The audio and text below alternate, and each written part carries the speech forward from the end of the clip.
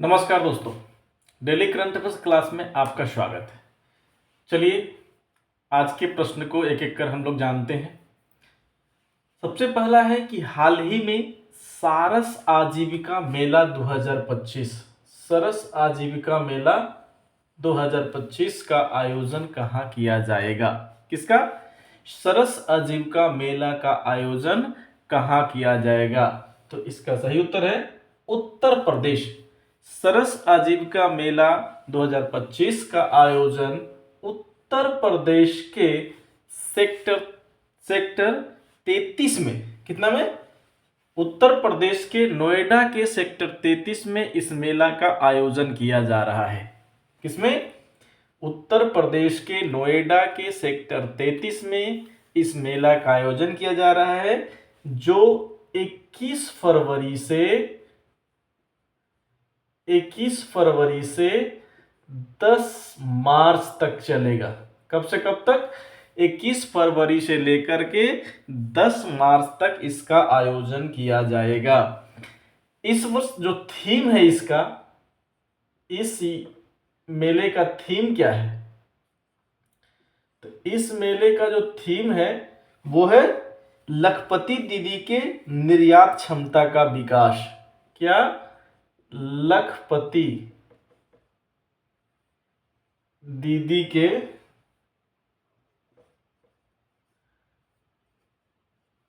के निर्यात क्षमता का विकास।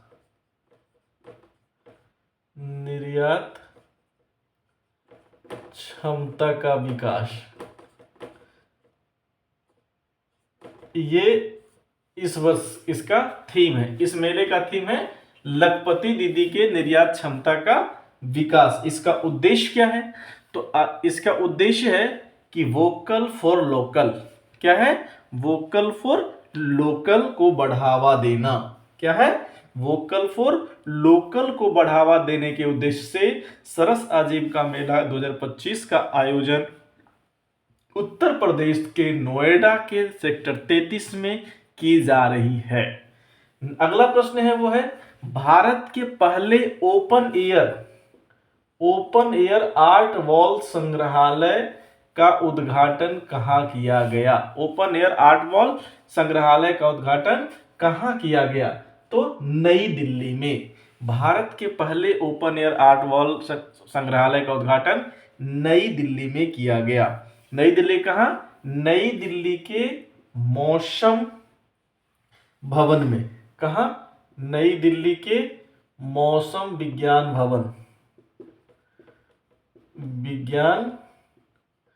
भवन में इसका उद्घाटन किया गया।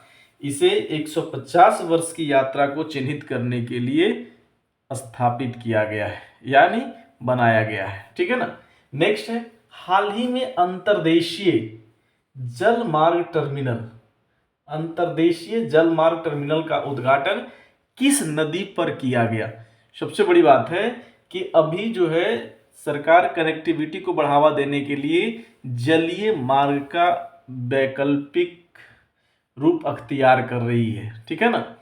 तो जलीय मार्ग क्योंकि सस्ता होता है, तो यह जो है अंतर्देशीय जलमार्ग टर्मिनल ब्रह्मपुत्र नदी पे उद्घाटन किया गया, ब्रह्मपुत्र नदी पे बनाया गया। यह टर्मिनल क्या करेगा कि कनेक्टिविटी प्रदान करेगा। क्या करेगा? कनेक्टिविटी प्रदान करेगा। ठीक है ना। कनेक्टिविटी बढ़ाएगा और इसके साथ ही भूटान और बांग्लादेश के साथ व्यापार को, यानी त्रिपक्षीय व्यापार, यहां हो जाएगा भारत, भूटान और बांग्लादेश, इन तीनों के साथ त्रिपक्षीय व्यापार को बढ़ावा देने का कार्य करेगा यह अंतर्देशीय जलमार्ग टर्मिनल। दूसरा क्या है कि ये है, इसकी आधारशिला वर्ष 2021 में रखी गई थी। कब? 2021 में इसकी आधारशिला रखी गई थी और इसका 82 करोड़ रुपए की लागत से बनाया गया है। कितना? 82 करोड़ रुपए की लागत से इसे स्थापित किया गया है। किस पे? ब्रह्मपुत्र नदी पे। किस पे? ब्रह्मपुत्र नदी पे। ये क्या है? कनेक्टिविटी प्रदान करेगा, और कनेक्टिविटी के साथ किसके साथ? भारत, भूटान और बांग्लादेश, यानी त्रिपक्षीय व्यापार को बढ़ावा देगा। नेक्स्ट है, हाल ही में कल्याणी के चालुक्य वंश यानी चालुक्य युग के 3 दुर्लभ कन्नड़ अभिलेख मिले हैं। क्या मिले हैं? 3 दुर्लभ कन्नड़ अभिलेख मिले हैं। कहां से मिले हैं? ठीक है ना, कन्नड़ अभिलेख कहां से मिले हैं? तो वह है तेलंगाना राज्य से कल्याणी चालुक्य के युग के 3 दुर्लभ अभिलेख मिले हैं। अब ये अभिलेख जो है वो कब कब का है? अभिलेख 1129 ईस्वी, 1130 ईस्वी और 1132 ईस्वी के मिले हैं। कब कब का है? 1129 ईस्वी, 1130 ईस्वी और 1132 ईस्वी के ये अभिलेख मिले हैं। कहाँ से? तेलंगाना से। ये कल्याणी के चालुक्य युग के अभिलेख हैं, जो कब कब का है? 29 का है, 30 का है और 32 का। कब? 1129, 1130 और 1132 के ये अभिलेख मिले हैं। ठीक है ना। इसके प्रथम अभिलेख जो है, प्रथम अभिलेख में क्या मिला है? तो प्रथम अभिलेख में बिजेश्वर मंदिर के निर्माण का वर्णन है। बिजेश्वर मंदिर के निर्माण का वर्णन है। ठीक है ना, मंदिर के निर्माण का वर्णन है। किसका मंदिर का? बिजेश्वर मंदिर का। और साथ ही उसमें क्या कहा गया है? स्थानीय ग्राम प्रधान है द्वारा दिए गए दान का भी विवरण दिया गया है। प्रथम में क्या है? स्थानीय जो प्रधान थे, स्थानीय प्रधान द्वारा जो बिजेश्वर मंदिर में दान दिया गया था, उसका प्रथम अभिलेख में वर्णन है, जो हाल ही में तेलंगाना से प्राप्त हुआ है, मिला है। दूसरे में क्या है? दूसरे व तीसरे में मंदिर में दिए गए दान का उल्लेख है। प्रथम में तो मंदिर का उल्लेख है, लेकिन दूसरे में जो है, दूसरे व तीसरे, क्योंकि 3 मिले हैं, तो इन दोनों में जो मंदिर के लिए दान दिया गया है उसका उल्लेख किया गया है, यानी उसका वर्णन है। ठीक है। नेक्स्ट है, हाल ही में कौन सा देश ओपेक प्लस संगठन में शामिल होने की मंजूरी प्राप्त की है? ओपेक प्लस क्या है?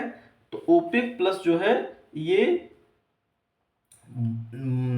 तेल निर्यातक 12 विकासशील देशों की एक अस्थायी अंतर सहकारी संगठन है। ठीक है ना, सरकार अंतर सरकारी, कैसा संगठन? अंतर सरकारी संगठन है ये। क्लियर? अंतर सरकारी संगठन है।